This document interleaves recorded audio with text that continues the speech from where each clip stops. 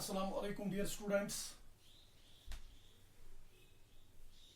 जैसा कि आप जानते हैं कि हमने कल हिस्ट्री का छठा चैप्टर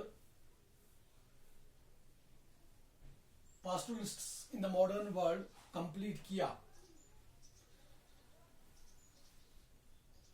तो उसमें हमने देखा कि पास्टोरलिस्ट्स की लाइफ क्या होती है, उनका मेन ऑक्यूपेशन क्या होता है और ब्रिटिशर्स के आने से हमारे यहाँ जो पास्टोरलिस्ट्स थे या नोमैड्स, उनको किन किन दुश्वारियों का सामना करना पड़ा, वो हमने लास्ट चैप्टर में डिस्कस किया कि कैसे अलग अलग लॉज, अलग अलग रूल्स रेगुलेशंस फॉर्मुलेट करके ब्रिटिशर्स ने पास्टोरलिस्ट्स, नोमैड्स की जिंदगियां कैसे उन्होंने दुश्वार कर दी। तो आज हम हिस्ट्री का 7वां चैप्टर, जिसका टाइटल है पीजेंट्स एंड द फार्मर्स, इसके हम important words and there meanings पढ़ेंगे। पहले हम शुरुआत इसी चीज से इस चैप्टर की करते हैं, क्योंकि जब हमें इसके डिफिकल्ट वर्ड्स जो है, या हम इंपॉर्टेंट वर्ड्स कह सकते हैं, जब हम वो जानेंगे तो हमें चैप्टर को समझना हमारे लिए आसान रहेगा। तो इन इंपॉर्टेंट वर्ड्स में से सबसे पहला वर्ड जो है वो है दैट इज शिलिंग्स। शिलिंग्स उस टाइम पे पुराने जमाने में इंग्लिश करेंसी को कहा जाता था। उसके बाद bushel, a measure of capacity. तीसरा maunds, a measure of weight. जैसे हम आज की डेट में हम किलोग्राम के हिसाब से वेट करते हैं, तो उस टाइम पे पुराने जमाने में इसको माउंट्स के नाम से जाना जाता था। इसके बाद shifting agriculture.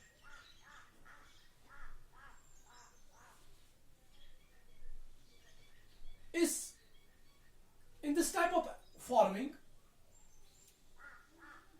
when the fields become infertile, the people shift to other places for cultivation. जैसे हम किसी जमीन पे हम बार बार उस पे कल्टीवेशन करते हैं, तो बिल आखिर वो जमीन इनफर्टाइल हो जाती है। क्योंकि पुराने जमाने में लोगों के पास वो टेक्निक्स नहीं थे, ना ही उनके पास वो पेस्टिसाइड्स हुआ करते थे जिनके बदौलत जमीन को फर्टाइल बनाया जाता है, वो उनके पास नहीं हुआ करते थे। तो इसलिए वो क्या करते थे, वो शिफ्टिंग एग्रीकल्चर करते थे। जब वो किसी जमीन के टुकड़े पे कल्टीवेशन करते थे और जब वो इनफर्टाइल हो जाता था, तो वो उस जगह को ही छोड़ देते थे और वो दूसरी जगह पे कल्टीवेशन शुरू करते थे।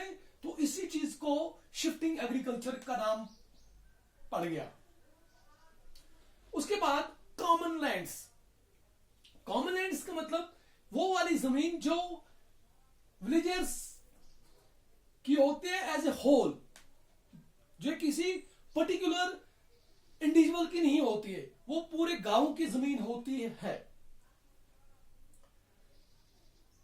इसके बाद stumps, broken branch of a tree. Stumps means broken branch of a tree. Sod, pieces of earth with grass. जो जिस जमीन के अलग अलग टुकड़ों पे जब वो छोटी छोटी घास होती थी, उसको पुराने जमाने में सॉद कहा जाता था। इसके बाद agriculture, agriculture it simply means it is the study about farming. Agriculture में ही हम लोग ये जान लेते हैं कि किस तरह से फार्मिंग की जाती है, कौन कौन से टेक्निक्स इस्तेमाल किए जाते हैं। तो ये सारा एग्रीकल्चर में आता है, जिसको हम आमतौर पे जिम्मेदारी कहते हैं। कमर्शियल एग्रीकल्चर, एक तो एग्रीकल्चर होता है जो हम अपनी डे टू डे लाइफ की नीड्स को फुलफिल करने के लिए जो हम फार्मिंग करते हैं उसको एग्रीकल्चर कहा जाता है। लेकिन commercial agriculture type of farming which is linked to the market. Commercial agriculture जैसे हम किसी चीज की प्रोडक्शन करते हैं वो हम अपने यूज के लिए नहीं करते हैं, वो हम मार्केट में सप्लाई करने के लिए करते हैं। जैसे हम कमर्शियल एग्रीकल्चर करते हैं, हम यहां पे एप्पल्स प्रोड्यूस करते हैं ज्यादा से ज्यादा, वो हमें अपने डे टू डे लाइफ के लिए उतनी ज्यादा नहीं होती, बल्कि वो मार्केट के लिंकेज ज्यादा होती है, उसको हम ज्यादा मार्केट में भेज देते हैं। तो उसके बाद environmentalist means a person devoted to preserve the environment. वो एक शख्स जो इस चीज की कोशिश में रहता है कि कैसे इन्वायरमेंट को बचाया जाए, कि कौन किस तरीके से हम इन्वायरमेंट को बचा सकते हैं। तो ऐसे पर्सन को इन्वायरमेंटलिस्ट कहते हैं। तो आज हम इतना ही पढ़ेंगे, कल हम इस चैप्टर को और आगे लेके चलेंगे। तब तक के लिए खुदा हाफिज।